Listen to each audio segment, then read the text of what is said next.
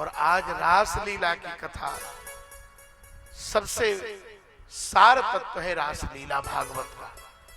रामचरितमानस में जैसे रामचरितमानस का प्राण है पुष्प वाटिका, वैसे ही श्रीमद् भागवत का प्राण है रास पंचाध्यायी।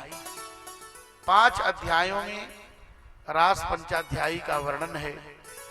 29, 30, 31, 32 और 33।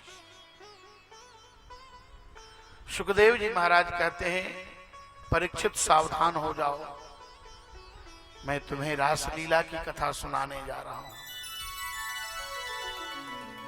परंतु सुखदेव जी के सामने एक समस्या है।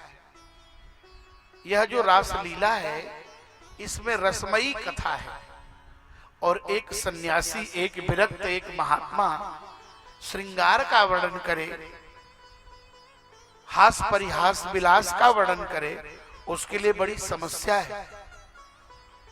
क्योंकि सुखदेव जी जन्मजात सन्यासी हैं। भगवान सुखदेव ने कहा, परीक्षित सावधान होकर सुनो। लेकिन सुखदेव जी की जब हिम्मत नहीं पड़ी रासलीला की कथा कहने की, तब उन्होंने अपने गुरु जी का स्मरण किया। जीवन में कोई कितना भी बड़ा हो जाए, बिना गुरु के उसका कल्याण नहीं होता। तो श्री सुखदेव जी के गुरु का नाम क्या है? राधा रानी। राधा जी के शिष्य हैं सुखदेव जी। जिसका जैसा गुरु उसका वैसा चेला, जिसका जैसा बाप उसका वैसा बेटा। लेकिन बक्सर वाले पूज्य मामा जी कहा करते थे कि गुरु मेहरबान तो चेला पहलवान। आज श्री सुखदेव जी महाराज अपने गुरुदेव का स्मरण कर रहे हैं। गुरु का नाम स्पष्ट नहीं लेना चाहिए। किसका किसका नाम नहीं लेना चाहिए? आत्मनाम, अपना नाम हमने कर दिया, हमने कर दिया, हमारा नाम फलाने है, पहचानते नहीं हो हमको, जैसे लोग परिचय देते ना, मैं फलाने। बार बार अपना नाम लेने से व्यक्ति का अहंकार बढ़ता है। गुरूर नाम, अपने गुरु का नाम नहीं लेना चाहिए। जैसे हमारे गुरु जी पूज्य श्री जीयर स्वामी जी, तो जीयर स्वामी जी का जीयर नाम नहीं है, उनका नाम दूसरा है। जीयर कहते हैं दक्षिण भारत में जो 3 दंड लेने वाला सन्यासी है उसी को जीयर कहते हैं, त्रिदंडी। तो गुरु भी त्रिदंडी, चेला भी त्रिदंडी कैसे होगा? तो त्रिदंडी का पर्यायवाची है जीयर। तो अपने गुरु का नाम नहीं, आत्मनाम गुरुर नाम। नामाति कृपणस्य च, अति कृपण व्यक्ति का भी नाम नहीं लेना चाहिए, जो 1 रुपया खर्चा न करना चाहे। ज्येष्ठापत्यम, अपने बड़े बेटे का नाम नहीं लेना चाहिए। कलत्रम च, अपने पत्नी का नाम नहीं लेना चाहिए। पहले जमाने में इसका लोग ध्यान रखते थे। जाओ तो मुन्ना की मम्मी को बुला लाओ। अब तो पति जी लोग 108 बार पत्नी का नाम जपते हैं, और पति जी लोग 108 बार जपते हैं तो पत्नी जी लोग 1008 बार जपते हैं। ऐसे बोलती हैं माताएं, कहां गए थे तुम? अरे बाप रे, इससे मालूम पड़ रहा है कि नौकर को डांट रही। तो सुखदेव जी महाराज अपने गुरु का स्मरण कर रहे हैं। श्री शुक उवाच, शुक उवाच नहीं, श्री शुक उवाच। श्री अर्थात राधा रानी बोल रही है। भगवान पिता रात्रि, भगवान पिता रात्रि, भगवान रात्रि शरदोत्फुल्ल मल्लिका, शरदोत्फुल्ल मल्लिका मनश्चक्रे योगमाया उपाश्रितः भगवान पिता रात्रि भगवान। रास पंचाध्यायी की कथा सुखदेव जी शुरू कर दिए। भगवान पिता रात्रि शरदोत्फुल्ल मल्लिका भिक्षरन्तुम मनश्चक्रे योग माया मुपाश्रिता। पहला श्लोक है रासलीला का। इसी श्लोक पर पूज्य श्री धर्म सम्राट स्वामी करपात्री जी महाराज वृंदावन में 40 वर्षों तक प्रवचन करते रहे, केवल एक श्लोक पर। पूरी रास पंचाध्यायी तो छोड़िए, एक श्लोक पर 40 वर्ष तक बोलते रह गए। इसमें बहुत कुछ छिपा हुआ है। भगवान कृष्ण ने बंसी वादन किया।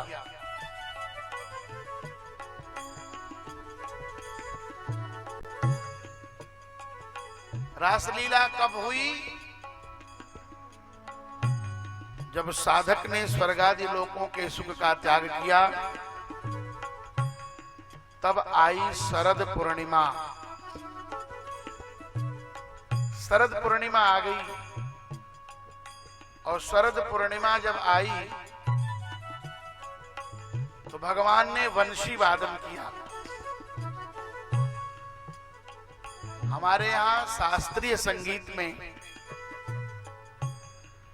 रागों का भी महत्व है। तो शरद ऋतु में जो राग गाया जाता है, उस राग का नाम है मालकोश। 5 राग भगवान शिव ने गाया। 6 राग हैं, मुख्य रूप से 6 राग हैं, और 36 रागिनियां हैं शास्त्रीय संगीत में। तो 5 रागों के गाने वाले भगवान शिव हैं।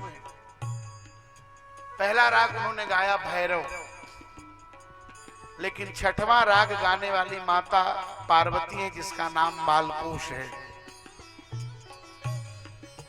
शरद ऋतु का राग है मालकोश, और हम लोग मालकोश राग ही सुन रहे हैं।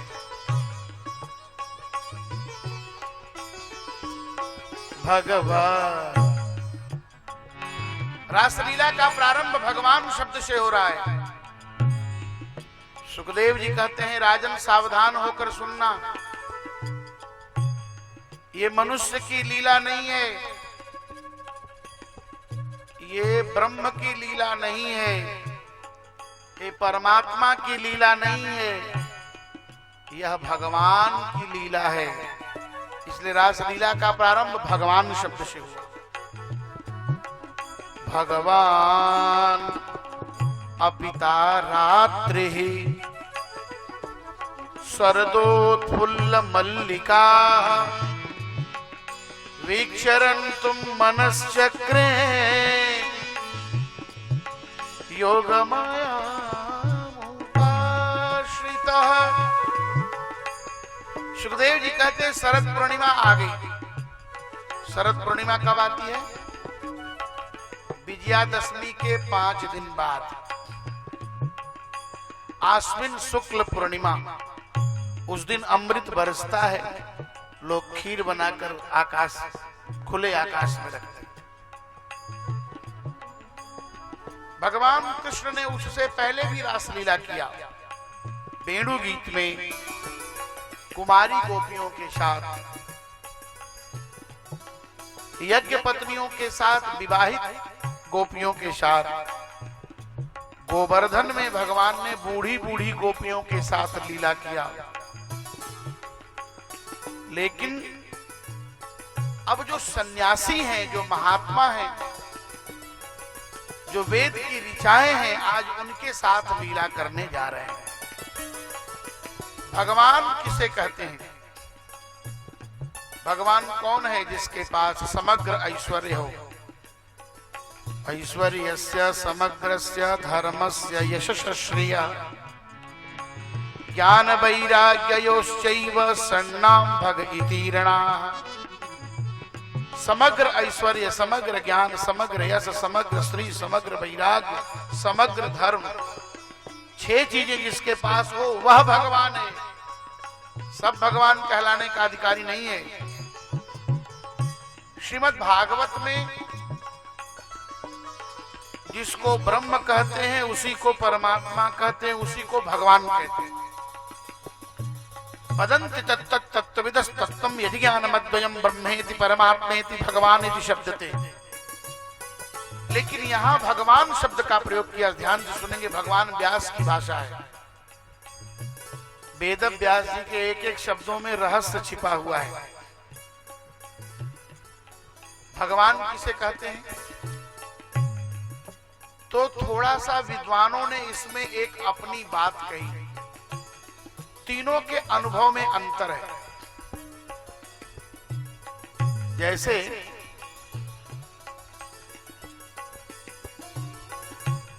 ब्रह्म, परमात्मा और भगवान। ब्रह्म किसे कहते हैं? कायम ब्रह्म वेदांत विदो वदन्ति।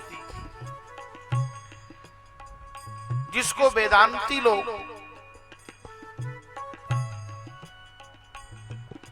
जिसको बड़े बड़े मुनि महात्मा ज्ञानी ध्यान करते हैं, और जो ध्यान में प्रकाश में आकृति दिखती है वह तो ब्रह्म है। जब ध्यान की ऊंचाई होती है ना, तो उसमें प्रकाश दिखता है ध्यान में, पर प्रकाश में कुछ दिखता नहीं, केवल प्रकाश दिखता है। और उसके बाद जो योगी लोग हैं, यम नियम आसन प्राणायाम प्रत्याहार धारणा ध्यान समाधि, उन योगियों को उस प्रकाश में आकृति दिखती है, पर स्पष्ट नहीं होता कि वो क्या है। उसको परमात्मा कहते हैं। उससे भी ऊपर जो आकृति प्रत्यक्ष बाल रूप धारण करके, भगवत रूप धारण करके अपने भक्तों के बीच में आकर और जो भक्तों से गले मिलता है, उसका नाम भगवान है। भगवान कृष्ण साक्षात भगवान है। इसलिए परीक्षित, एक समय की बात है कि भगवान अपी माने भी, भगवान ने भी एक दिन अपने मन में रमण करने की इच्छा जागृत किया। जीव कितना भी चाहे, जब तक ठाकुर जी नहीं चाहेंगे तब तक कुछ होने वाला नहीं है। हमारे चाहने से कुछ हो ही नहीं सकता। लेकिन आज कहते हैं भगवान ने भी चाहा। क्या चाहा? भिक्षरन्तुम, रमण करने की इच्छा हो रही है। चंद्रमा आकाश में पूर्ण चंद्रमा है, लेकिन भगवान के पास एक कमी है, मन नहीं है। सब कुछ है पर मन नहीं है। तो भिक्षरन्तुम मनश्चक्रे, भगवान ने चंद्रमा से मन मांगा। हे चंद्रमा, हमारी इच्छा है आज रमण करने की। रमण का मतलब क्या होता है? आनंद लेने की, नाचने की, गाने की, अपने भक्तों को गले लगाने की, पर मेरे पास मन नहीं है। चंद्रमा से मन मांगा। योग माया का आश्रय लिया। योगायया माया, योग माया। योग माया कौन है? राधा रानी। बिना राधा रानी के रासलीला नहीं हो पाएगी। राधा रानी का आश्रय लिया। भगवान ने बांसुरी बजाई, बंसी वादन किया। 3 प्रकार की बंसी की चर्चा शास्त्रों में है। पहली बंसी भगवान ने बजाया युगल गीत में, जो पंचायती है, सबको बुलाने वाली है। उसका नाम था नंदिनी। दूसरी बंसी भगवान ने बजाई मोहिनी, जो प्रिया जी को, श्री राधा रानी को मोहित करती है। और तीसरी बांसुरी जिसका नाम है आकर्षणी। अब ये बांसुरी बजी तो गोपियां आकर्षित हो गईं। बजी है बजी रस खान बजी, सुन के को गोप कुमारन जी है, जी है कदाचित कामिनी को, तो हाल बेहाल सोय अजी है, अजी है बचाव के कौन उपाय, तियान पे मैनन सैन सजी है, सजी है तो मेरो कहाँ बस है, सखी बैरिन बांसुरी आज बजी है, शरद चंद्रमा सरयो दल चंद्रमा, शरद चंद्रमा सरयो, शरद चंद्रमा बांसुरी बजी भगवान की, शरद शशि पूरन विकसित छिटकी किरण, निरखी साजन, शरद चंद्रमा निकसरयो, नभ चंद्रमा निकसरयो, नभ चंद्रमा, राग मालकोश, नभ चंद्रमा निकसरयो, नभ चंद्रमा, बरन बरन बरन बरन बरन बरन, कुमुद खील सरस लगे तू, शरद राम रंग सुख दे तनी रखे साजनवा, नभ चंद्रमा निकसरयो, नभ चंद्रमा निकसरयो, नभ चंद्रमा निकसरयो, नभ चंद्रमा निकसरयो, नभ चंद्रमा निकसरयो, नभ चंद्रमा, नभ चंद्रमा, नभ चंद्रमा।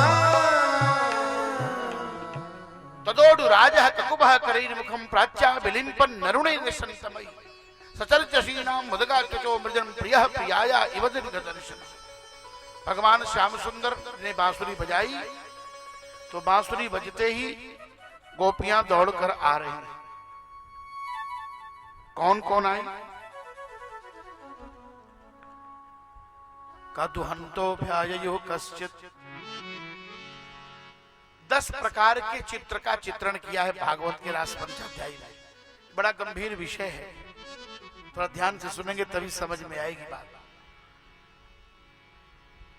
उस रासलीला में कौन आ रहा है? केवल गोपियां, गोप नहीं आ रहे हैं। तो उन गोपियों को सबसे ज्यादा प्रेम किससे है? दूध से। माताओं को दूध से ज्यादा प्रेम होता है। देखिए कितनी बड़ी बात भगवान वेद व्यास कह रहे हैं। तो कहते दुहंतो भी एवं काश्चित दोहम हित्वा समुत्सुका। गाय दुह रही थी, दुहने वाली दोहनी को फेंक दिया। जब बांसुरी कान में गई, क्लिंग बीज बजाया, अनंग वर्धनम गीतम निशम्य, ऐसी बांसुरी बजी कि काम का वर्धन हो गया। मन में बेचैनी हो गई, भगवान से मिलने की तड़प आ गई। दौड़ी हुई गोपियां आ रही कि कब हम मिल लें, कब मिल लें। और कोई गोपी किसी गोपी से ये नहीं कर रही है कि हम जाएंगे, चोरी से जा रही है। सब धीरे से जा रही है, रात्रि का समय है। भगवान आज यमुना के पुलिन पर बैठकर वंशी नाद कर रहे वृंदावन बिहारी। भगवान ने गोपियों को वचन दिया था चीरहरण लीला में कि मैं तुम्हें पति रूप में प्राप्त होऊंगा। आज वो समय आ गया। तो सबसे पहले दूध से प्रेम था, उसको छोड़ दिया। दूसरा कहते हैं भोजन कराने में बड़ा मन लगता है माताओं का, बनाने में, कराने में, उस भोजन का भी त्याग कर दिया। परिवेशयन्तस्तद्धित्वा। तीसरा कहा पाययन्तः सुसुन पया। बच्चों को दूध पिलाने में भी बड़ी उनका प्रेम होता है। अपना बच्चा कहीं कमजोर ना हो जाए, बीमार ना हो जाए, इसका ध्यान रखना। उन पशुओं उन बच्चों को भी छोड़ दिया। और शुश्रूषन्तः पति, पति की सेवा करने में भी बड़ा मन लगता है, उसका भी त्याग कर दिया। और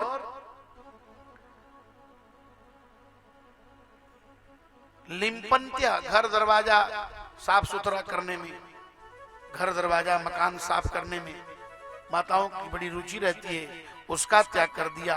अंजन्त्य, एक बड़ी गंभीर बात सुखदेव जी कह रहे हैं। कहते हैं माताओं को श्रृंगार में बड़ा मन लगता है। नख से लेकर सिख तक उनका बड़ा सुंदर श्रृंगार होता है, और श्रृंगार होना भी चाहिए। स्त्री के लिए वह एक आवश्यक भी है। और इतना श्रृंगार प्रिय होती है माताएं, कहना क्या है।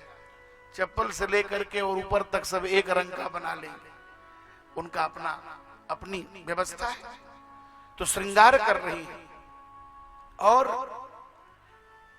कहते उन श्रृंगारों का भी त्याग कर दिया। विचार करिए, कोई कामिनी स्त्री अपने प्रियतम से मिलने जाती है तो श्रृंगार करती है, लेकिन इधर गोपियों की क्या स्थिति है। कहा आंख में काजल लगाने वाला जो काजल है उसको आंख में न लगा करके बल्कि होठ में लगा लिया, और होठ की लाली आंख में लगा लिया। इतनी व्याकुलता, इतनी बेचैनी है।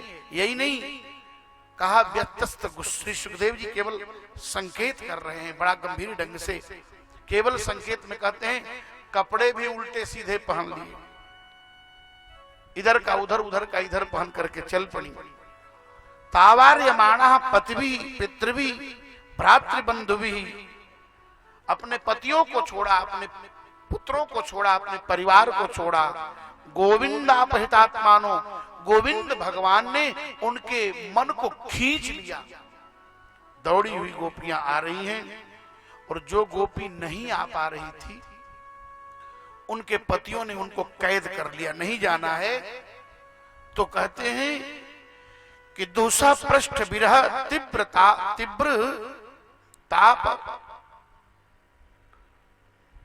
तापा दुता शुभा। गोपियों को एक ही बार ऐसा तीव्र ताप आया उनके शरीर में, इतनी जलन हुई भगवान से मिलने के लिए कि एक ही बार उनका शुभ और अशुभ दोनों कर्म जल गया। शुभ कर्म भी बाधक है, अशुभ कर्म भी बाधक है। सोई सब धर्म कर्म जरि जाहु, गोस्वामी जी भी कह रहे हैं। ऐसा भगवान के वियोग की अग्नि उनके अंदर व्यथित हुई, प्रज्वलित हुई कि उसके प्रभाव से गोपियों के अंदर का जो शुभ कर्म था वह भी जल गया, और जो अशुभ कर्म था वह भी जल गया। भगवान ने सब कुछ जला दिया। और ध्यान आया भगवान का। गोपियां भगवान के पास जा रही हैं। परीक्षित ने पूछा, भगवान क्या इन गोपियों को भगवान के प्रति भगवत भाव था? ये गोपियां भगवान को भगवान मानती थी। सुखदेव जी कहते हैं, राजन मैंने तुमको मना किया था ना कि रासलीला में शंका मत करना। देखो इन गोपियों का भगवान से संबंध है। हमारा संबंध किसी तरह से बन जाए, काम से बन जाए, क्रोध से बन जाए, लोभ से बन जाए, लेकिन बन जाए, किसी बहाने हम भगवान से जुड़ जाए। और भगवान कृष्ण के इस चरित्र पर संशय नहीं करना। परीक्षित जी कहते हैं, भगवान वो स्त्रियां भगवान को तो भगवान नहीं मानती थी। श्री सुखदेव जी कहते हैं, भगवान को भगवान नहीं मानने से मतलब नहीं है, भगवान से उनका संबंध है, और जिसका जिससे संबंध होता है वो उसके लिए कुछ भी करने के लिए तैयार है, और संबंध को ही भक्ति कहते हैं। ध्यान से सुनिएगा, हमारा संबंध जुड़ जाए। जिससे आपका संबंध है उसके बिना आप रह नहीं सकते एक मिनट। जैसे माँ अपने बच्चे के बिना नहीं रह सकती, पत्नी अपने पति के बिना नहीं रह सकती। अगर कोई विषम परिस्थिति आ गई बात अलग है, नहीं तो संसार में जिनके साथ संबंध है हम उनके लिए नहीं रह सकते। और जिसका संबंध भगवान से जुड़ जाए, गोपियां भगवान को भगवान माने या न माने, लेकिन संबंध तो जुड़ा। कोई व्यक्ति जान के करंट पकड़े चाहे अनजान में करंट पकड़े, करंट तो अपना काम चमत्कार दिखाई दे। देखो भगवान कृष्ण कौन है जानते हो? भगवान कृष्ण योगेश्वरेश्वर है। भगवान कृष्ण योगेश्वर नहीं है, भगवान कृष्ण योगी राज नहीं है, योगेश्वरेश्वर है। योगियों के ईश्वर के ईश्वर है भगवान कृष्ण। और रासलीला में यही दिखाया। भगवान की बांसुरी बजी, गोपियां आई, सब गोपियां आ गई। भगवान कृष्ण ने कहा स्वागतम, गोपियों आपका स्वागत है। इतनी रात को क्यों आई हो? जाओ अपने अपने पति की सेवा करो। पतियात भजम नेहम नेहस्थेयम स्त्रीभीष मध्यमा। तुम लोगों को यहाँ रहना अच्छी बात नहीं है, यहाँ से चले जाओ। गोपियों ने कहा क्यों बांसुरी बजाया, क्यों बंसी वादन किया तुमने? भगवान ने कहा हमने बंसी वादन कर दिया, तुम लोग आ गई ना, अब यहाँ से चले जाओ। गोपियां कहती है श्याम सुंदर क्यों जाए, काहे जाए? भगवान ने कहा स्त्री के जीवन में सबसे बड़ा धर्म है अपने पति की सेवा। गोपियों ने कहा धर्म से क्या होगा? कहा पाप का नाश होगा। कहा पाप के नाश से क्या होगा? कहा चित्त की शुद्धि होगी। चित्त की शुद्धि से क्या होगा? कहा परमात्मा से मिलन की पात्रता आएगी। कहा परमात्मा के मिलन की पात्रता से क्या होगा? कहा भगवान मिलेंगे। गोपियों ने कहा हमको भगवान से कोई लेना देना नहीं। घर तजो बर तजो नागर नगर तजो, बंसी बट तट तजो काहू पे न लाजी है। गेह तजो देह तजो नेह कहो कैसे तजो, भूषण बसन तजो ऐसो साज साजी है। बावरी भयो है लोक बावरी कहत मोही, बावरी कहे तो मैं काहू ना बरी जी है। कहैया सुनैया तजो तात मात भैया तजो, सब तजो दैया पर कन्हैया नाही ताजी। हम सब छोड़ेंगे पर आपको नहीं छोड़ेंगे। भगवान ने कहा तुम्हारे पति मारेंगे तब क्या होगा? संसार वाले हंसेंगे तो क्या होगा? तुम्हारा समाज में अपमान होगा। चैतन्य महाप्रभु वर्णन करते हैं माधवो यदि निहंति हन्यता, बांधवो यदि जहाति हीयता, साधवो यदि हसन्ति हस्यता, माधव स्वयं कृतो मया। माम धव, धव माने पति होता है संस्कृत में। मेरे पति मुझे मारे या घर से निकाल दे।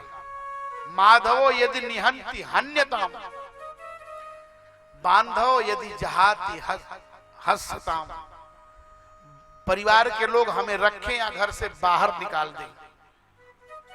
साधो यदि हसंति हस्यताम, साधु लोग हमको देखकर हंसें इसकी भी चिंता नहीं, क्योंकि मेरे हृदय में जो माधव प्रवेश कर गया है वो निकलने का नाम ही नहीं। एक बार वृंदावन में होली हो रही थी। होली हुई, गोपियां होली खेली। सब गोपियां यमुना जी में स्नान करके चली गईं। एक गोपी दोपहर से अपनी आंख धो रही है, बार बार आंख में पानी मार रही है। संध्या हो गई, अब रात्रि का आगमन होने वाला है, बार बार आंख धो रही है। तब निकुंज से निकलकर राधा रानी पूछी क्यों रही सखी, क्या तुम्हारी आंख में इतना अबीर चला गया कि निकला नहीं अभी तक? तुम्हारी आंख का अबीर अभी बाहर नहीं गया? सखी ने कहा क्या कहूं सखी, हमारी आंख का अबीर तो बहुत पहले निकल गया, हमारी आंख में एक अहीर छिपा हुआ है, वो निकलने का नाम नहीं। गोपी किसे कहते हैं?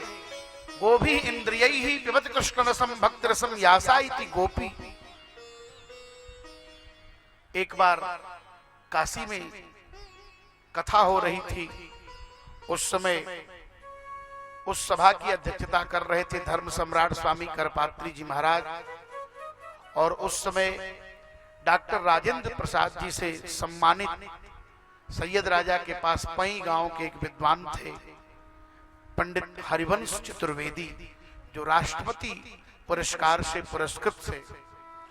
भागवत की कथा हो रही थी, तो वहां एक वक्ता ने कहा कि गांव की गंवारी गोपियां, अब बार बार जो विद्वान बोल रहे थे बहुत बड़े विद्वान थे, जो भागवत पर प्रवचन कर रहे थे, शास्त्रार्थी थे, लेकिन उस सभा में हरिवंश चतुर्वेदी जो बैठे हुए थे, उनको शास्त्रार्थ मार्तंड की उपाधि मिली थी राष्ट्रपति से। वो 6 शास्त्र में शास्त्रार्थ करते थे, इतने बड़े विद्वान थे। चुनार संस्कृत महाविद्यालय के प्राचार्य थे उस जमाने में। अब बार बार वो कहने लगे तो उन्होंने बीच में कहा, महाराज कथा वाचक महोदय जी, मैं आपसे एक निवेदन करना चाहता हूं, आप गांव की गंवारी गोपियां बार बार कह रहे हैं, ऐसा मत कहिए। ये गोपियां कोई गंवारी नहीं थी। अरे जिन गोपियों के सामने उद्धव जैसे ज्ञानी का ज्ञान कुंठित हो गया, उन गांव की गोपियों को गंवारी गोपियां आप कह रहे हैं? अरे वो गोपियां साक्षात ब्रह्म ज्ञान से भरी हुई थी, लेकिन ज्ञान से मुक्ति नहीं मिलेगी, ज्ञान से आनंद नहीं मिलेगा, मुक्ति तो भक्ति से ही मिलेगी। और गोपियों के अंदर भक्ति का संचार था, भक्ति के रस से वो परिपूर्ण थी। गोपियां भगवान को चाहने वाली थी, उनके पास ज्ञान की कमी नहीं थी। गोपियां कौन थी? का वेद की ऋचाएं थी। श्रीमद् भागवत ये आया है, बड़ा सुंदर एक श्लोक आया है पद्म पुराण में कि पुरा महर्षयः सर्वे दंडकारण्यवासिनः दृष्ट्वा रामं हरिं तत्र भोक्तुम महेक्षं सविग्रहम्। पहले जन्म की ये सब जो गोपियां थी, वो राम जी के जन्म के सब महात्मा थे। राम जी की सुंदरता को देखकर दंडकारण्य के महात्मा मोहित हो गए, कौशल देश की नारियां मोहित हो गईं, मिथिला की सखियां स्त्रियां मोहित हो गई कि काश मेरे पति होते। राम जी सबकी भावना समझ गए, क्योंकि जुवती भवन जरोखन लागी, मनहु रंग निधि लूटन लागी। भगवान राम ने कहा, मैंने इस जन्म में यह व्रत लिया है कि मैं एक पत्नी का संबंध, लेकिन अगले जन्म में जब कृष्ण जन्म होगा तो मैं सबकी इच्छा पूर्ण कर दूंगा, चलो इंतजार करो। और गोपियां इंतजार कर रही हैं, त्रेता से प्रतीक्षा कर रही हैं भगवान की। जब भगवान कृष्ण ने कथा सुनाना शुरू किया तो ब्रजवासी लोग कहते हैं कि गोपियों में और भगवान कृष्ण में शास्त्रार्थ हुआ, और जब शास्त्रार्थ हुआ तो गोपियों ने शास्त्रार्थ में परास्त कर दिया भगवान को। भगवान कृष्ण ने कहा, गोपियों जाओ अपने पति की सेवा करो। गोपियों ने कहा, क्या कहा? पति की सेवा। तो एक कथा सुनाई भगवान कृष्ण ने कि एक स्त्री पतिव्रता थी, उसका पति परदेश से बहुत दिनों बाद आया, तो वो ब्राह्मण था, अग्निहोत्री था, नित्य हवन करता था, हवन का कुंड था उसके घर में। पत्नी सेवा में संलग्न हो गई, पत्नी की गोद में अपना सिर रखकर सो गया, और जब नींद आ गई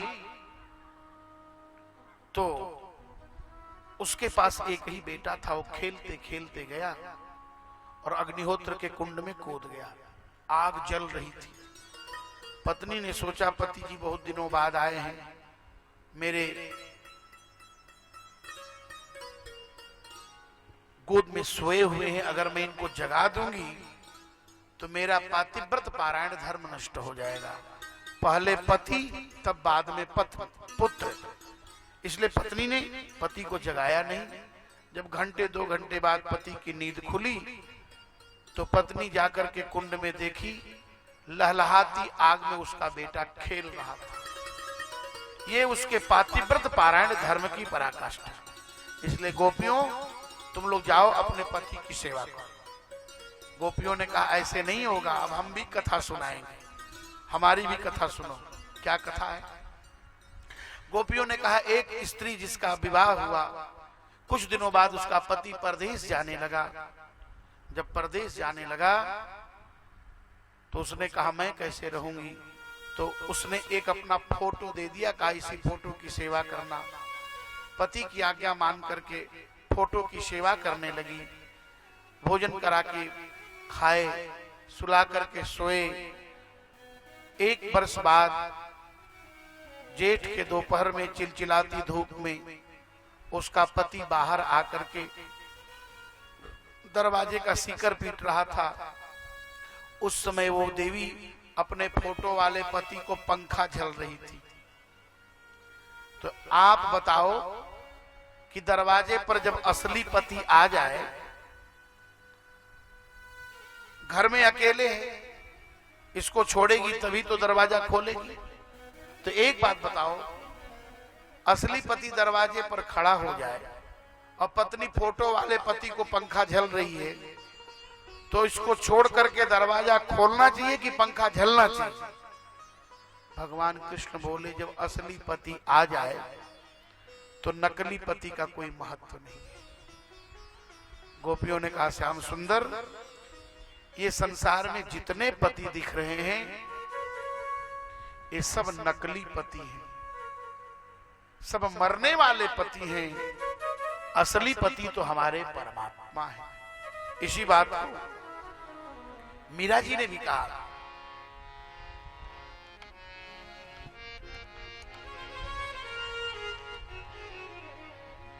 मैं तो सांवरे के रंग राती, मैं तो सांवरे के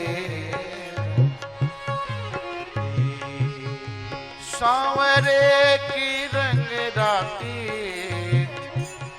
ओ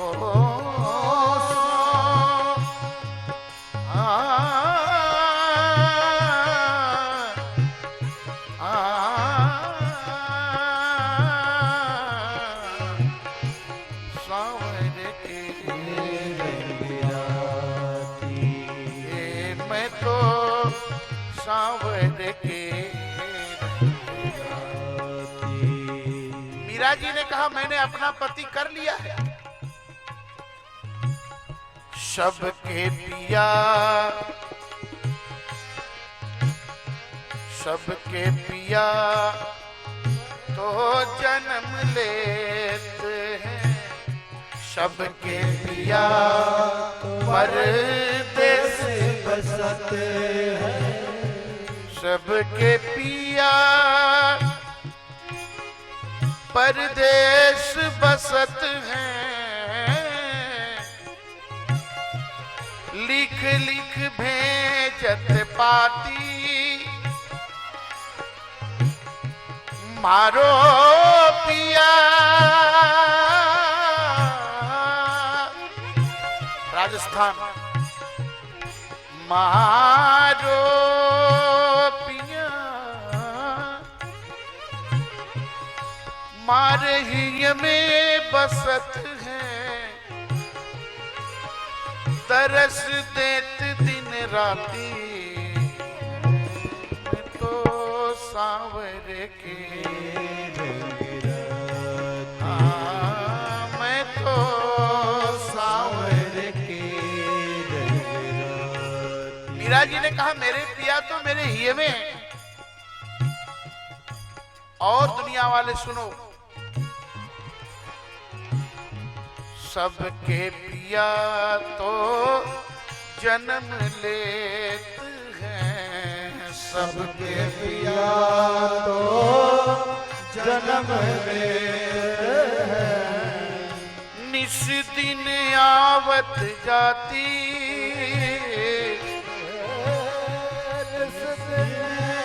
आवत जाती मीरा तो हो मीरा मेरा केसरिया बालों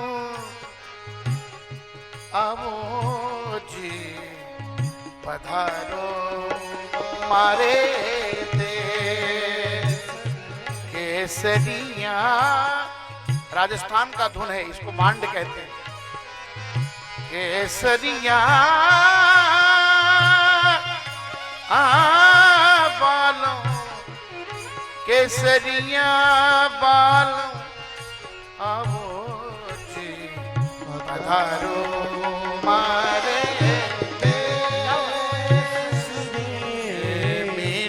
तो अविनाशी करेगी जाको काल न खाती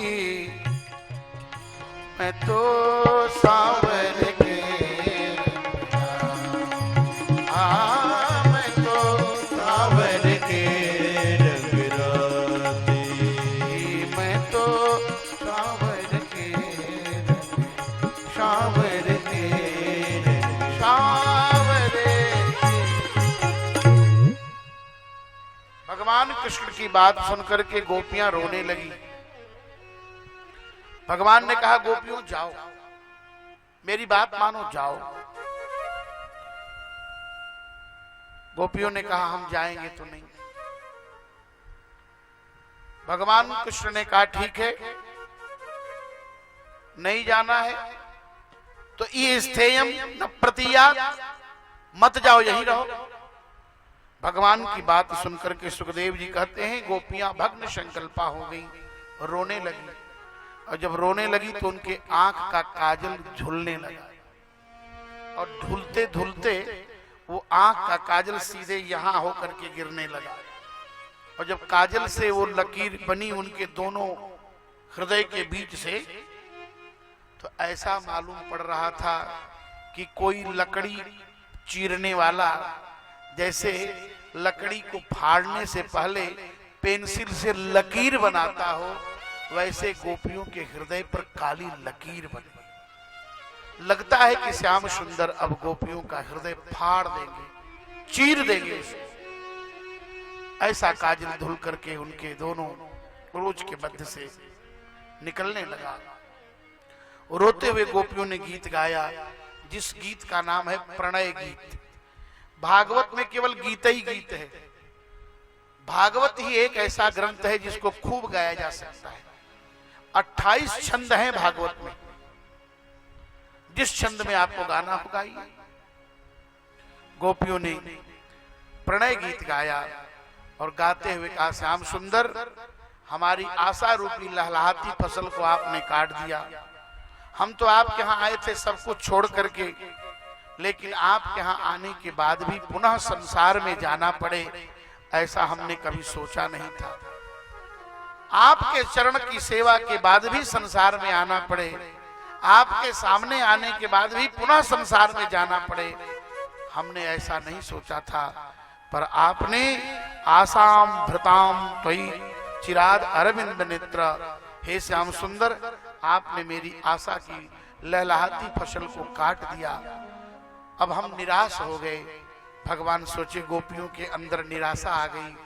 भगवान ने कहा अच्छा बोलो क्या चाहती हो? तो गोपियों ने कहा सिंचांगनस्तदधरामृत पूरकेण, हमें अपना अधरामृत दे दो। भगवान ने कहा अधरामृत, हम आपका अधर लेना चाहते हैं। भगवान मुस्कुराए। भगवान ने कहा ठीक है। भगवान कहने पर, गोपियों के कहने पर भगवान नाचने के लिए तैयार हो गए। रास विलास शुरू हो गया। कैसे शुरू हो गया? का बाहु प्रसार करी रंभ कराल कोरु निबिस्तनाल भन नर्मन खग्रपातई च्वल्वावलोक हसितरि ब्रज सुंदरी नाम उत्तम भयन रतिपतिम रमयान चकार। गोपियों को भगवान ने बांध लिया, बाहु प्रसार, अपने बाह फैलाए आलिंगन कर लिया। भगवान ने बांध लिया अपने पास में। इसकी व्याख्या एक बड़े प्राचीन विद्वान हुए, उन्होंने रास पंचाध्यायी पर एक टीका लिखी है। गुरुकुल कांगड़ी विश्वविद्यालय के वाइस चांसलर रहे हैं पंडित छेदी प्रसाद शास्त्री। उन्होंने लिखा है, बड़ी सुंदर व्याख्या, बड़े धुरंधर विद्वान थे। रहने वाले मोहनिया के पास एक शिवपुर गांव है, वहीं के रहने वाले थे। 1945 में उन्होंने भागवत की रास पंचाध्यायी पर टीका लिखी है। उस टीका में उन्होंने लिखा कि भगवान ने जो अपना बाह फैलाया है वो कोई सामान्य बाह नहीं है। तो कैसा बाह है? कहा अज्ञानम बाधते इति बाहु, जो अज्ञान को बांध ले उसका नाम बाहु है। भगवान अपने गोपियों के साथ रास विलास करने लगे। उसी समय कामदेव आ गया। कामदेव ने कहा बस बस बस रुको महाराज। भगवान कृष्ण ने पूछा तुम्हारा परिचय? कहा मेरा नाम कामदेव है। भगवान कृष्ण ने कहा मैं तुम्हें खोज ही रहा था। रासलीला करने का कारण क्या था? तो श्रीधर स्वामी कहते ब्रह्मादि जय संरूढ़ दर्प कंदर्प दर्पहा जयत श्रीपतिर गोपी रासमंडल मंडिता। कामदेव ने महात्माओं को इतना परेशान किया, शंकर जी की समाधि तोड़ दी, नारद जी की साधना नष्ट कर दी, विश्वामित्र की क्या क्या दुर्दशा कर दिया, पर्वत की कंदराओं में गुफाओं में घुस करके और संत महात्माओं को परेशान करता था। तो एक बार नारद जी से कामदेव मिला। कामदेव ने कहा कि हम दुनिया में अब कोई बचा नहीं जिसको हम जीते नहीं, तो हम अपने नाम के आगे विश्व विजयी लिखना चाहते हैं। नारद जी ने कहा विश्व विजयी अभी नहीं लिखो। बोले क्यों? कहा एक जीतने को बाकी रह गया है। कौन है वो? कहा नंद का छोरा, नंद का लाला। उस समय भगवान की उम्र 8 वर्ष की थी। कामदेव ने कहा दुनिया में हम किसी को छोड़े नहीं, तो नंद का लाला क्या करेगा, चलो। ये बात नारद जी ने भगवान कृष्ण को आकर बताया। भगवान ने कहा कोई बात नहीं, कामदेव आते हैं तो अपनी व्यवस्था बनाते हैं और मैं व्यवस्था बनाकर पहले बैठ रहा हूं। देखिए अब घर में कुछ है ही नहीं तो त्यागी बाबा बने हुए, कुछ है, कोई देने वाला है ही नहीं। जब चाहने वाला कोई नहीं, जल जाओ तो क्या बुझ जाओ तो क्या। जब कोई पूछने वाला है ही नहीं, कोई 1 रुपया देने वाला, बोले हम त्यागी हैं। अरे भाई कोई दे तब तो। बोले हमारा उपवास चल रहा है। अरे कुछ है ही नहीं खाने को तो उपवास ही नहीं करेंगे, क्या करेंगे। भगवान कृष्ण ने व्यवस्था बनाई। काम कहां प्रकट होता है? एकांत स्थान, सुंदर संगीत, नदी का किनारा, फूल की सुगंधी, रात्रि का समय, चंद्रमा आकाश में हो, तो ऐसी स्थिति में काम का उद्दीपन होता है। भगवान ने कहा जहां काम प्रकट होता है मैं वहीं बैठूंगा और देखता हूं कामदेव तुम्हारे पास कितनी शक्ति है। कामदेव ने कहा बस रुक जाओ, हम आपसे लड़ने आए हैं। ठीक है। कामदेव ने कहा 2 प्रकार के युद्ध होते हैं, एक किले का युद्ध, एक मैदान का युद्ध। कौन सा युद्ध लड़ोगे?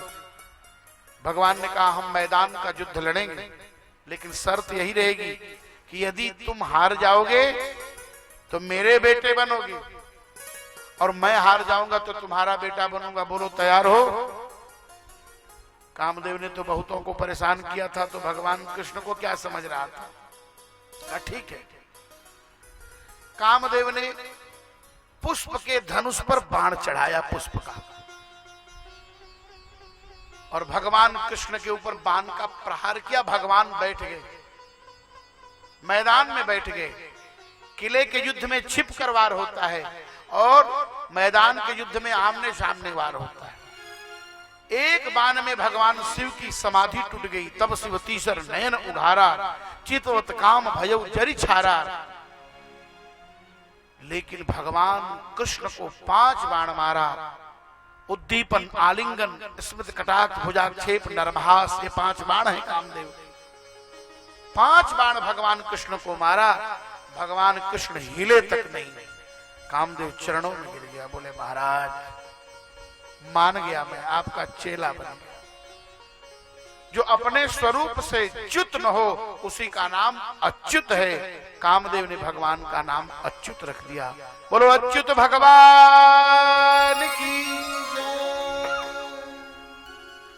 भगवान में तो काम का प्रवेश नहीं हुआ, लेकिन भगवान के चाहने वाली गोपियों में काम का प्रवेश हो गया। तो गोपियों में 2 चीज आ गया। क्या कहा? तासाम तत सौभगमदम वीक्षमानंत्य केशवः प्रशमाय प्रसादाय तत्रैवांतर्धीयत।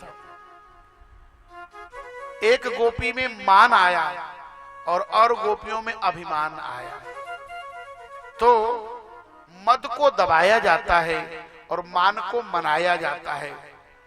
मदाय मदस्य प्रशमाय मानस्य प्रसादाय। भगवान ने काम को, गोपियों के अंदर आए हुए अहंकार को दबाना चाहा, और जो गोपियां रूठ गई उनको भगवान ने मनाना चाहा। भगवान कृष्ण गोपियों को मना रहे हैं। गोपियों को कैसे मना रहे हैं? श्री सुखदेव जी महाराज कहते हैं, जब गोपियों में मान और अभिमान आया तो भगवान कृष्ण गोपियों के बीच से अंतर ध्यान हो। और जब भगवान कृष्ण अंतर ध्यान हुए, एक बाएक नृत्य हो रहा था, अचानक वहीं से अंतर ध्यान हो गए। अरे अब चारों तरफ गोपियां देखे तो कहीं है ही नहीं। भगवान कृष्ण को खोजने लगी। भगवान कृष्ण को गोपियां खोज रही हैं। भगवान कृष्ण कहीं मिल नहीं रहे हैं। गोपियों ने सबसे पूछा, मेरे श्याम सुंदर कहाँ हैं? हे तुलसी तुमने देखा? हे मालती तुमने देखा? हे यमुने तुमने देखा? हे पृथ्वी तुमने देखा? जब भगवान कहीं नहीं मिले तो गोपियां बहुत व्यथित हो गईं। लगा कि प्राण निकल जाएगा भगवान के वियोग से।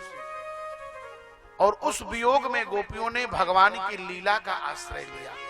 लीला का आश्रय, कोई तनसुखा, कोई मनसुखा, कोई मधुमंगल, कोई श्रीदामा आपस में बनकर लीला करने लगे। कोई अपनी साड़ी खोलकर आकाश में उड़ा दिया, बोले हम गोवर्धन धारण किए हुए। ऐसे सब लीला करती हुई, रोती हुई, बिलखती हुई, भगवान को बुलाती हुई गोपियों ने सोचा ऐसे नहीं मिलेंगे।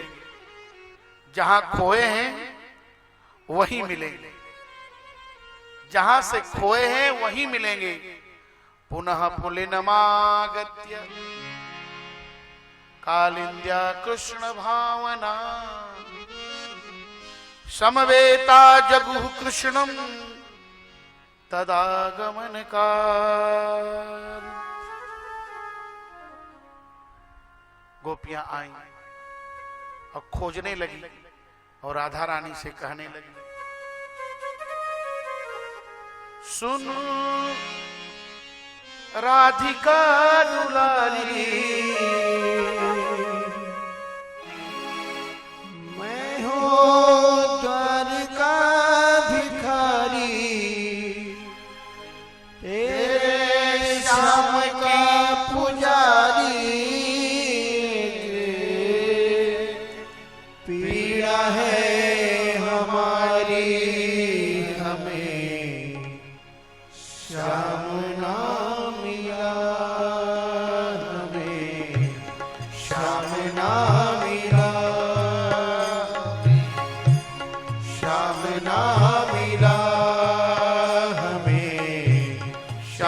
ना मिला। सुनो राधिका दुलारी, तेरे दर का भिखारी, तेरे श्याम का पुजारी, पीड़ा है हमारी, हमें श्याम ना मिला, हमें श्याम ना मिला, श्याम ना मिला।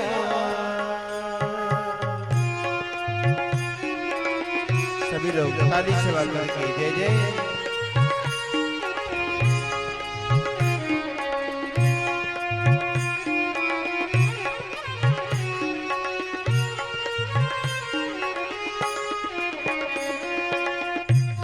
हम सोचते थे कुंजन में होगा, हम सोचते थे कुंजन में होगा, अभी तो मिलन का हमने सुख नहीं भोगा, अभी तो मिलन का हमने सुख नहीं होगा। सुन के प्रेम की परिभाषा मन में बधती जो आशा, आशा भई रे निराशा, झूठी दे गया दिलासा, हमें श्याम ना मिला, हमें श्याम ना मिला। श्री राधे झूम कर बोलो प्यारे।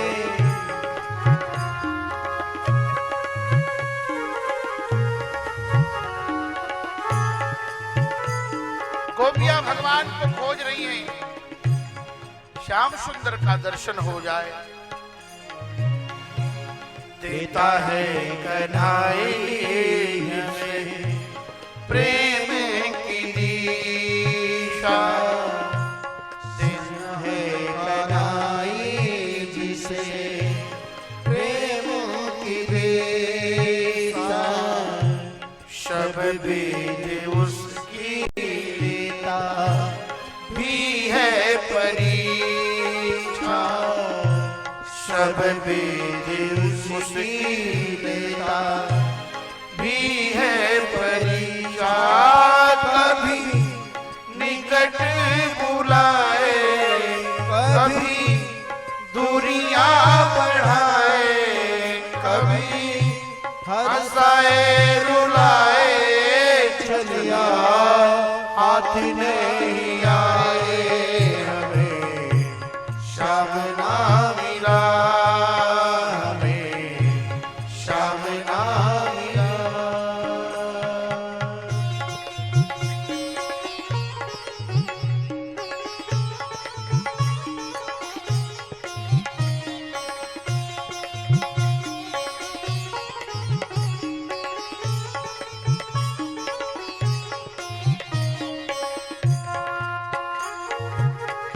गोपियां प्रभु को खोज रही है, सबसे पूछ रही है। अपना जिसे यहाँ कहे सब कोई, अपना जिसे यहाँ कहे सब कोई, उसके लिए मैं दिन रात रोई, उसके लिए मैं दिन रात रोई, दुनिया से तोड़ा नाता सावरे से जोड़ा, उसने ऐसा मुख मोड़ा, हमें कहीं का न छोड़ा, हमें श्याम ना मिला, हमें श्याम ना मिला।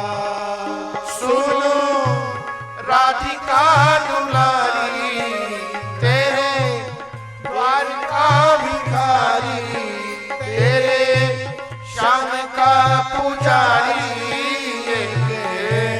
पीरा हमारी हमें श्याम ना मिला, हमें श्याम ना मिला, हमें श्याम ना मिला, हमें श्याम ना मिला, हमें श्याम ना मिला। गोपियों ने भगवान को खोजा, रोया, रोकर भी देख लिया, जब भगवान नहीं मिले तब गोपियों ने गाया, और जब गोपियों ने गाया तो उस गीत का नाम है गोपी गीत। समवेत स्वर में गोपियां गाने लगी। गोपियां यमुना के पुलिन पर आई और गाने लगी, और जब गाने लगी तो उस गीत का नाम हुआ गोपी गीत।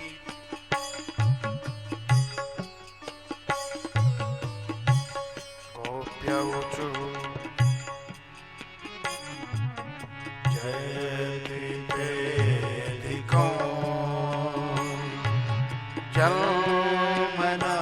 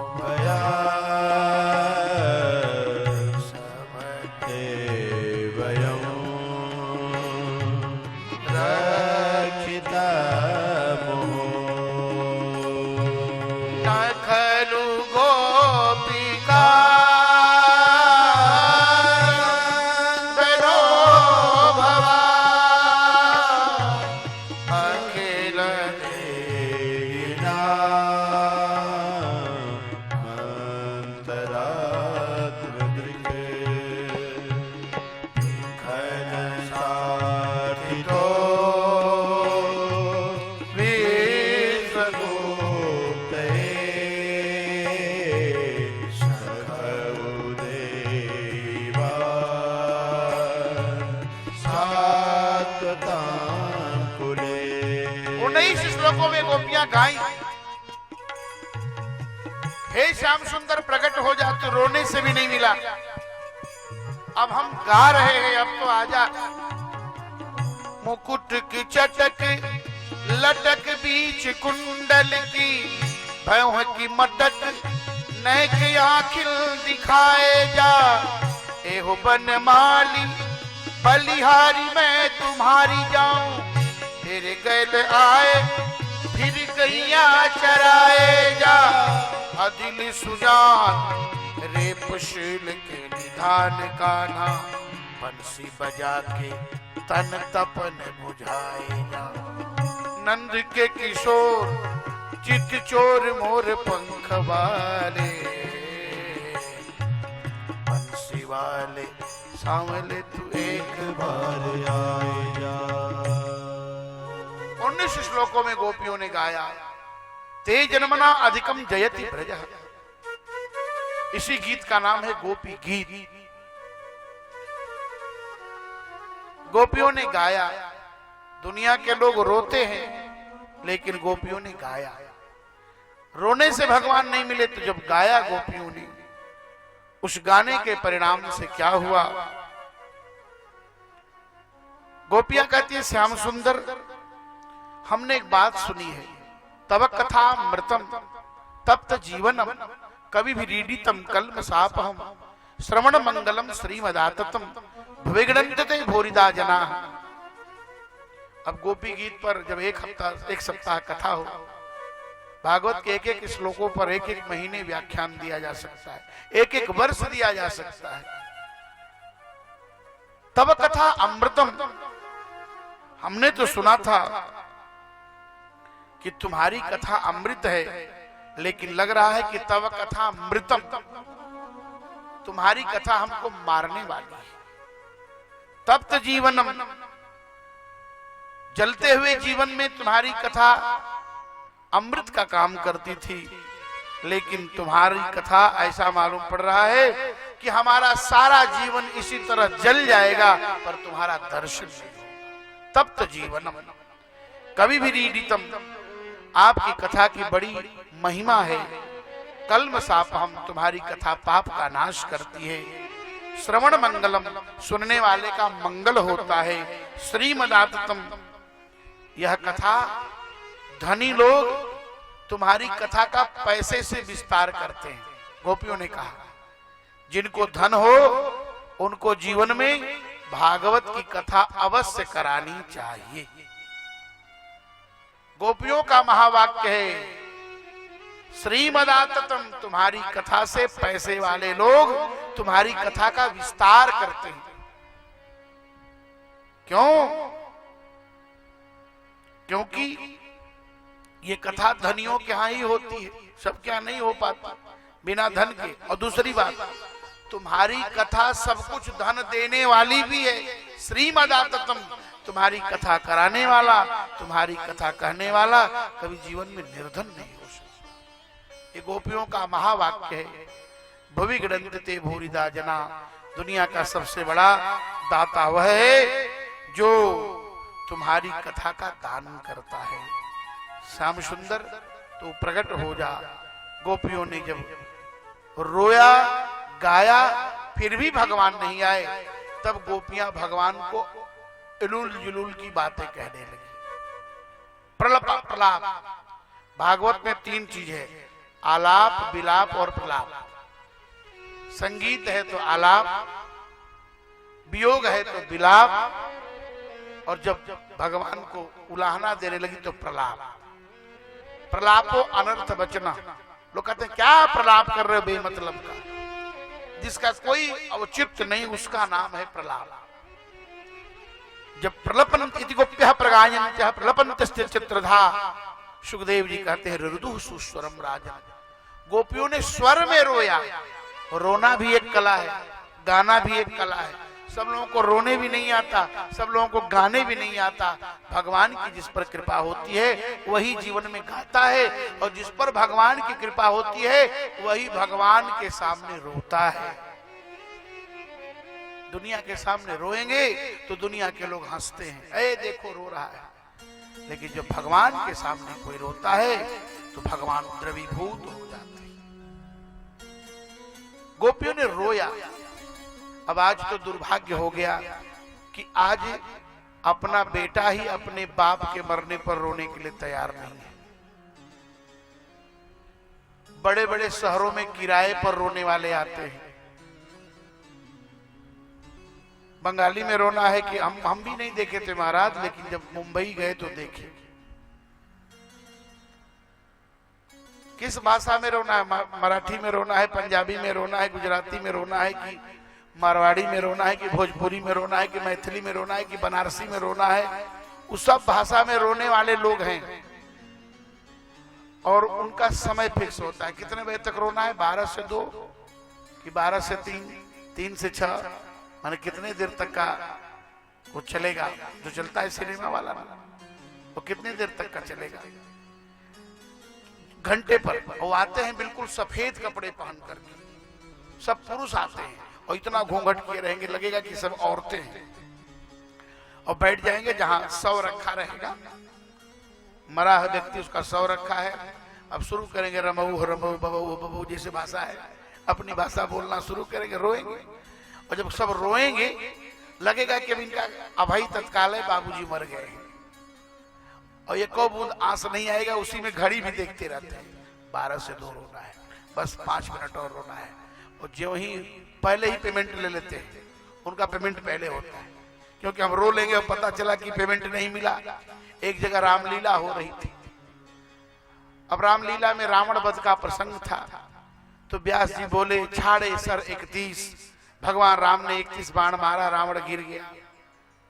अब रावण को राम जी बाण पर बाण मार रहे हैं, रावण मरने का नाम ही नहीं ले रहा है। व्यास जी बार बार बोल रहे हैं छाड़े सर 31, छाड़े सर 31, रावण मर नहीं रहा था। तो पर्दे के पीछे जो प्राउंट वाले होते हैं, क्या बोलते हैं उसको, पीछे से जो बोलते हैं, पीछे वाला बोला ए रावण मर क्यों नहीं रहा है? रावण बोला हम नहीं मरेंगे। बोले क्यों नहीं मरोगे? कहा पुराने पहले साल का जो हिसाब है कृपया दे दो, तब मरेंगे, नहीं तो नहीं मरेंगे, पुराना हिसाब बाकी है। जब धीरे से ले आके मुट्ठी में पैसा पकड़ाए, तुरंत गिर गया जय सिया राम। तो इस देश का दुर्भाग्य के लोग रोना भी नहीं जानते। गोपियों ने रोया, गोपियों ने गाया, और इसके बाद चिल्लाया, पुकारने लगी। पुकारने लगी, सुखदेव जी कहते इति गोप्यः प्रलम्प्यत्य इति गोप्यः प्रगायन्त्यः प्रलपन्तश्च चित्रधा ऋतु सुस्वरम राजन। कृष्ण दर्शन लालसा, कृष्ण के दर्शन की जब लालसाएं रोने लगी, तब भगवान को बर्दाश्त नहीं हुआ। तासम आविर्भूत चौरी श्वेयवानुखाम्बुजः पीतांबर धरः स्रग्वी साक्षान मनमथ मनमथ। साक्षात मनमथ कामदेव को मथते हुए भगवान स्वयं प्रकट हो गए। बोलो रास रासेश्वर भगवान की। गोपियों से भगवान का संवाद हुआ। गोपियों ने पूछा श्याम सुंदर तू तो भजने वालों को भजते हो, बड़ी सुंदर संवाद है। 2 तरह की प्रेमी की चर्चा हुई। गोपियों ने कहा 2 तरह के प्रेमी, इसमें तुम कौन हो? भगवान ने कहा 2 तरह के नहीं 4 तरह के प्रेमी होते हैं।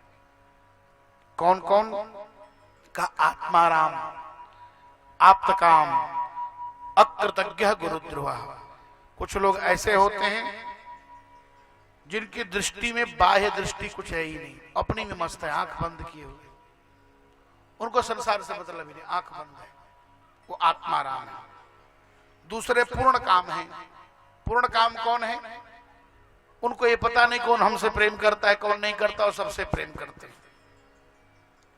और एक अकृतज्ञ जो प्रेम के नाम पर धोखा देते। एक शायर ने लिखा कि वो मूर्ख अकल के अंधे हैं जो प्यार किसी से करते हैं, लिखवा कर मोहब्बत का दावा इजहार किसी से करते हैं। खाने का फिक्र न सोने का गम, आंखों में उतरती नींद नहीं, और ऐसी झूठी मोहब्बत दिखलाकर बर्बाद किसी को करते हैं। तो श्याम सुंदर तू कौन है? अकृतज्ञ। और एक चौथे नंबर पर गुरुद्रोह होते हैं जो बिना मतलब के आपसे द्वेष करेंगे, आपसे उनसे कोई लेना देना नहीं, लेकिन आपको अपना दुश्मन मानेंगे। अगर आपने उपकार भी कर दिया तो उसको भूल भी जाएंगे, पर आपसे दुश्मनी करेंगे। तो इसमें बताओ तुम कौन हो? भगवान मुस्कुराने लगे। अब गोपियों ने भगवान कृष्ण से कहा हमें चला नहीं जा रहा है, हमको उठाओ। भगवान ने गोपियों को उठाया। अब इसके बाद महारास हो रहा है। आइए हम लोग महारास में प्रवेश करेंगे।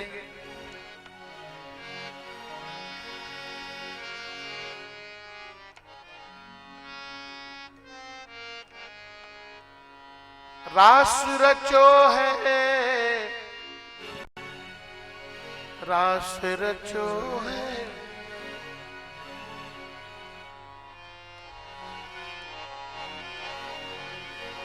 रास रचो है, रास रचो है, यमुना किनारे का रास रचो है, रास रचो है, रास रचो है, यमुना किनारे का रास रचो है, रास रचो है, रास रचो है, यमुना किनारे का नारा रास रचो है, रास रचो है, रास रचो है, यमुना किनारे का रास रचो है। राधा नाचे, जय जय जय जय कृष्ण नाचे, कृष्ण नाचे, राधा नाचे, कृष्ण नाचे, नाचे गोपी जन, राधा नाचे, कृष्ण नाचे, नाचे गोपी जन, मन मेरो बन गयो सखी रे पावन वृंदावन, मन मेरो बन गयो सखी रे पावन वृंदावन, रास रचो है, रास रचो है, यमुना किनारे रास रचो है, रास रचो है, रास रचो है, यमुना किनारे सदा रास रचो। जय जय। आप सभी लोग भी अपने सब लोग साथ- प्रेम से ताली बजाएं। सभी लोग खड़े जय होकर हो। के ताली सेवा करते हुए जय जय, खड़े होकर के नाचते हुए भगवान के उत्सव में श्री राधे। आप सभी लोग खड़े हो जाए, जय जय।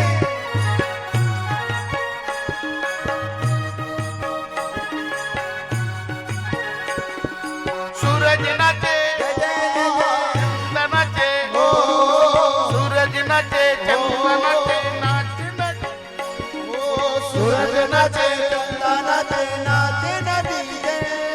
सूरज नाचे, चंद्र नाचे, नाचे तारा गम, सूरज नाचे, चंदा नाचे, नाचे तारा जय।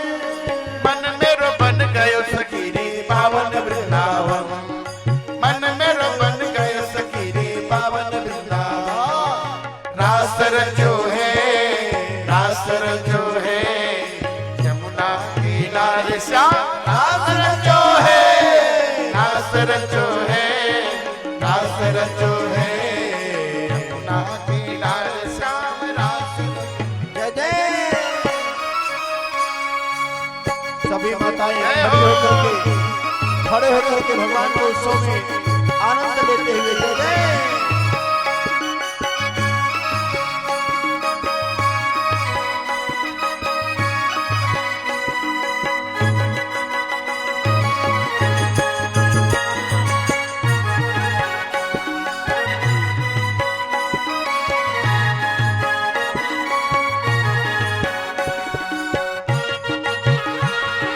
श्री राधे।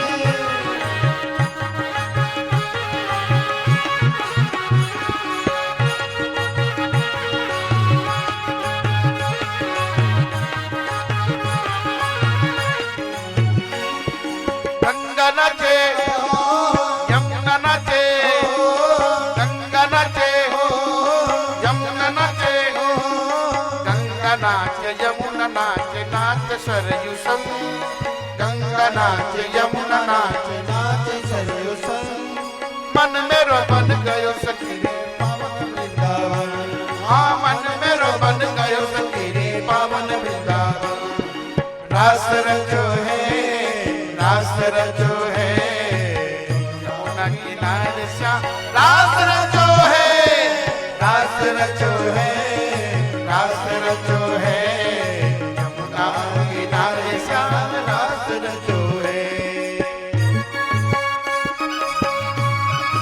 जय हो।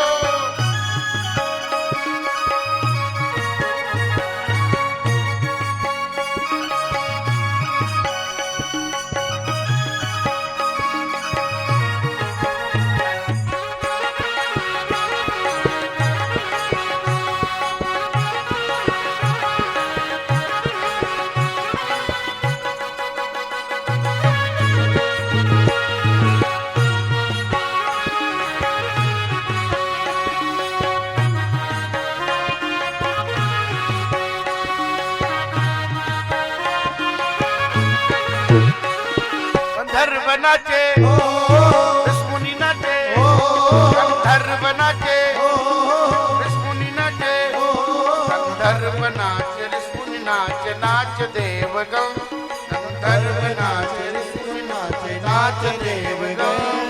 मन मेरो बन गयो सखी रे पावन वृंदावन, मन मेरो बन गयो सखी रे पावन वृंदावन। रास रचो है, रास रचो है, यमुना किनारे श्याम रास रचो, हाँ रास रचो है, रास रचो है, यमुना किनारे श्याम रास रचो है। जय जय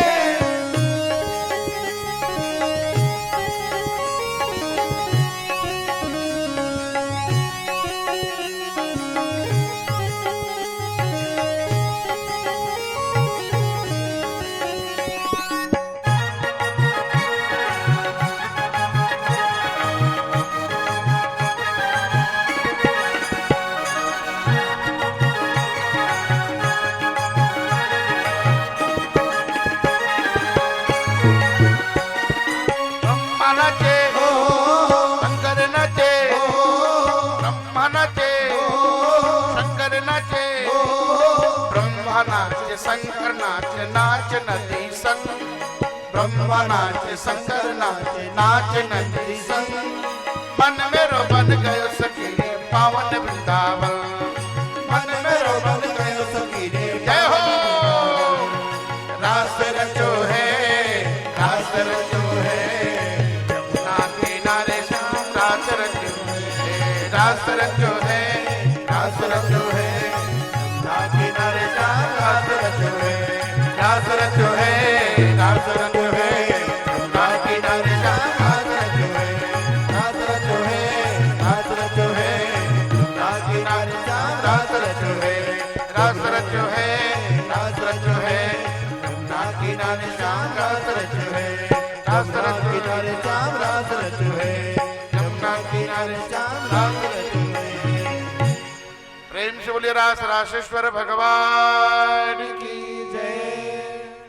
महाराश हुआ, जब महाराश होने लगा, पूरा भुवन नाचने लगा, तब भगवान कैलाश से चले बाबा विश्वनाथ। अरे एक दिन वो भोला भंडारी, जय जय बाबा विश्वनाथ चले महारास देखने के लिए। पार्वती मैया से बोले हम भी चलेंगे। मैया ने कहा देखो वहां जाना पुरुषों के लिए निषेध है। बोले हम जाएंगे। भगवान बोले तो ठीक है, हमको जाने के लिए कोई शर्त बताओ। कहा शर्त यही है स्त्री बनना पड़ेगा। शिव जी ने कहा चलो आज स्त्री बनने के लिए हम तैयार हैं। पार्वती मैया ने भगवान शिव को सजाया और चले शिव और पार्वती कैलाश से। वृंदावन में गोपेश्वर महादेव हैं रास लीला के अंतर्गत। अरे एक दिन वो भोले भंडारी, एक दिन वो भोले भंडारी बन करके ब्रज नारी वृंदावन आ गए हैं, वृंदावन आ गए हैं। पार्वती जी मना के हारी, पार्वती जी मना के हारी, ना माने त्रिपुरारी वृंदावन आ गए हैं, वृंदावन आ गए हैं। वो भोले भंडारी कहते ब्रज नारी रास में आ गए हैं, रास में आ गए राधे।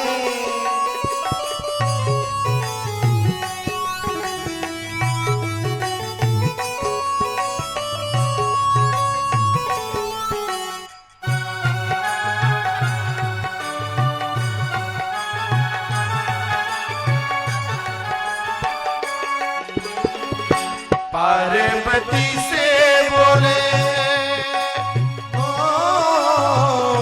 मैं भी चलूंगा तेरे साथ में। संग श्याम नाचे मैं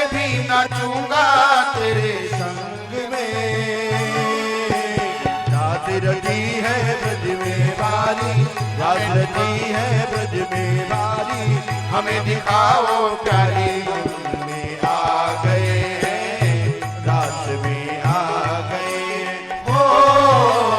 एक दिन वो भोले भंडारी बनकर के ब्रज नारी रास में आ गए हैं, रास में आ गए हैं।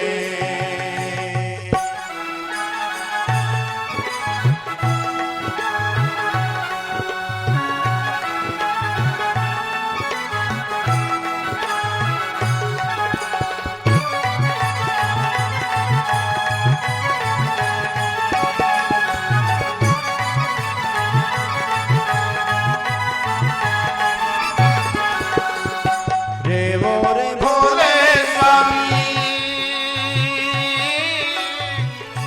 कैसे जाऊं तुम्हें रास में, मोहन के सिवा कोई पुरुष न जाए उस रास में। हंसी करेगी ब्रज की नारी मानो बात हमारी में आ गए हैं, रास में आ गए हैं। ओ एक दिन वो भोले भंडारी बनकर के ब्रज नारी रास में आ गए हैं, रास में आ गए हैं। जय जय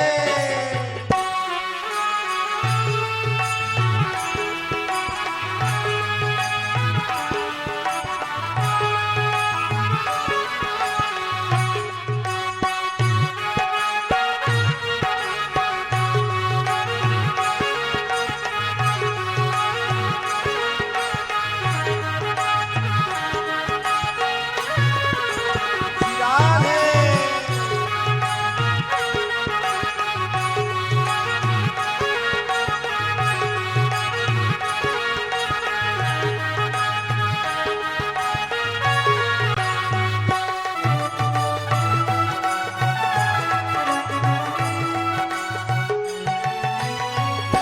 ऐसा बना दो मुझे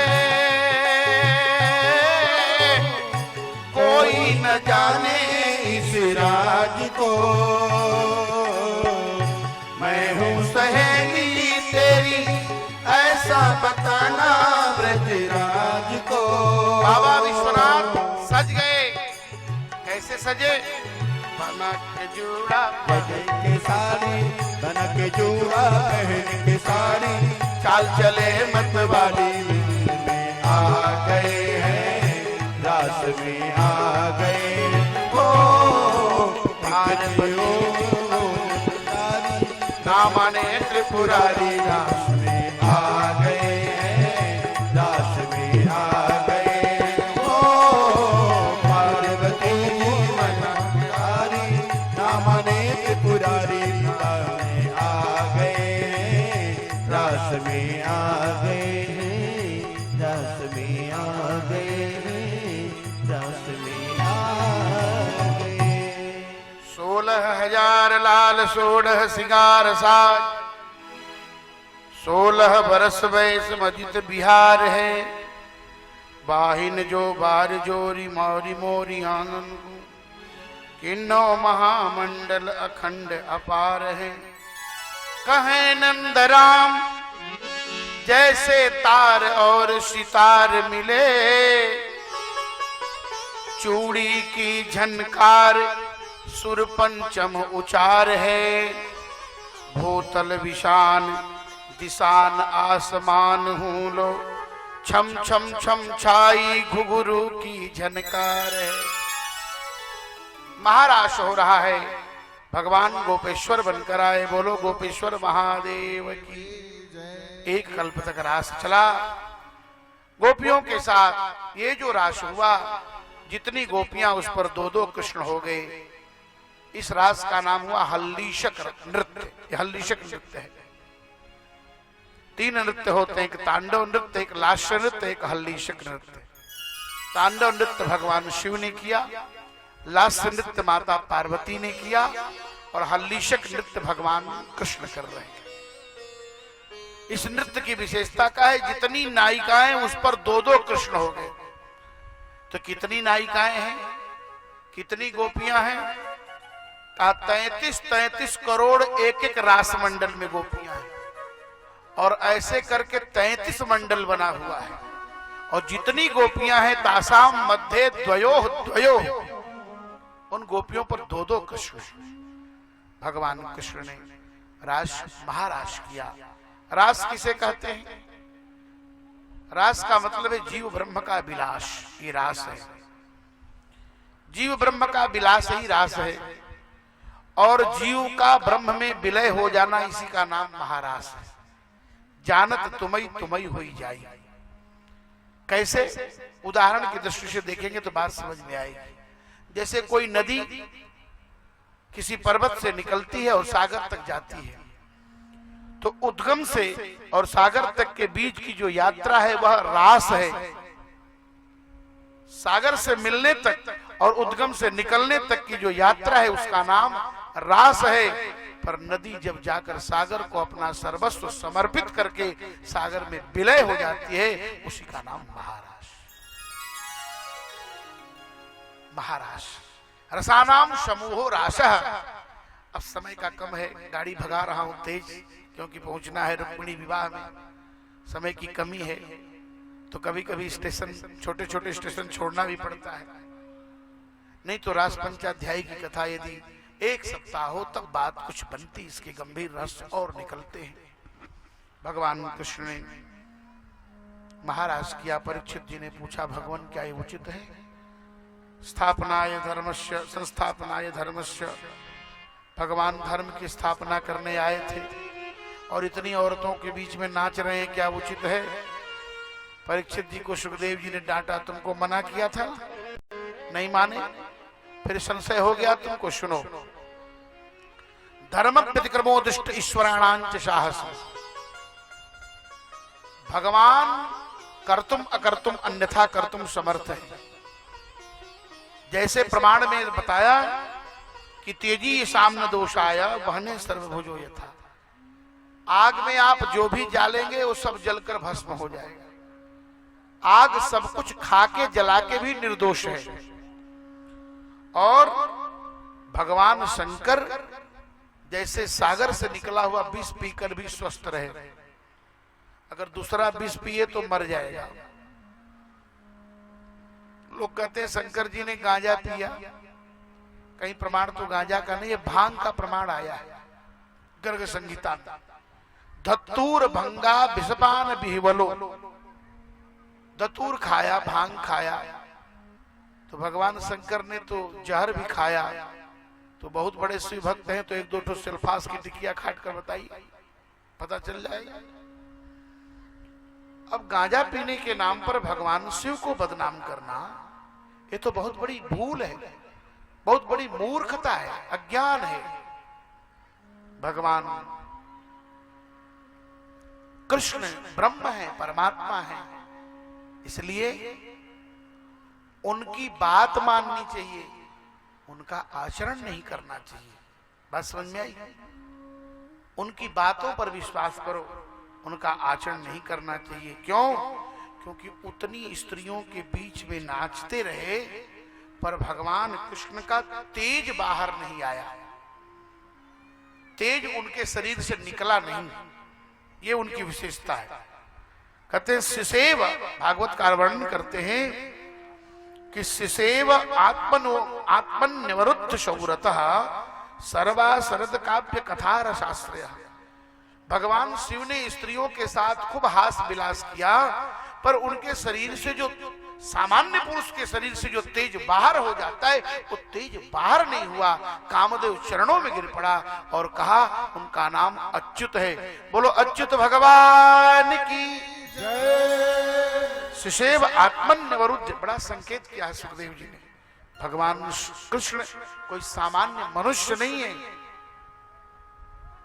स्त्री का सामान्य व्यक्ति स्पर्श करे तो उसका नियम धर्म बिगड़ जाए, बड़े बड़े साधुओं का धर्म बिगड़ जाता है। लेकिन भगवान कृष्ण ने उतनी स्त्रियों के बीच में नाचा, पर उन पर कोई प्रभाव नहीं हुआ।